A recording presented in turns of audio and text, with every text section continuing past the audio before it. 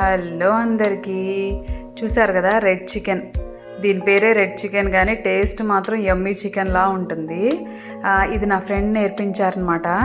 Usually నేను chicken cook చేసేటప్పుడు ఏం చేస్తానంటే సాఫ్ట్ పీసెస్ని తీసి సపరేట్గా మ్యారినేట్ చేసి ఫ్రిడ్జ్లో పెట్టేస్తాను అనమాట.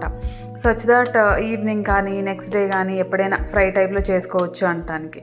సో ఒకసారి మా ఫ్రెండ్ ఇట్లా ఎందుకు ట్రై చేయకూడదు అని చెప్పి తను చూపించారు. చాలా బాగుంటుంది, వెరైటీగా ఉంటుంది ఇది.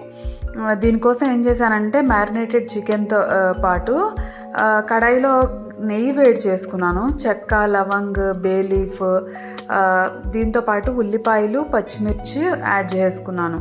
దాంట్లోనే జింజర్ గార్లిక్ పేస్ట్ వేసుకొని మగ్గించేసాను అనమాట. ఒక 2-3 మినిట్స్ మగ్గిన తర్వాత టమాటోస్ని మిక్సీ చేసి దాంట్లో యాడ్ చేసాను. ఓకే, బాగా ఎర్రగా పండిన టమాటోస్ అయితే ఇంకా బాగుంటుంది. అవన్నీ మగ్గిన తర్వాత మ్యారినేట్ చేసిన చికెన్ని యాడ్ చేసి ఒక 7 to 8 మినిట్స్ చికెన్ సాఫ్ట్ అయ్యేంత వరకు కుక్ చేసేసాను. దాంట్లో దింపే ముందు ఇక్కడ ఇంగ్రీడియంట్ ఏంటంటే సాంబార్ పౌడర్. అందుకే నేను పర్టికులర్గా సాంబార్ పౌడర్ ప్యాకెట్ చూపించి వేశాను. ఆ సాంబార్ పౌడర్తో పాటు కారం యాడ్ చేసి కొత్తిమీరతో ఎంజాయ్ చేయండి. మన ఛానల్ని మర్చిపోకుండా సబ్స్క్రైబ్.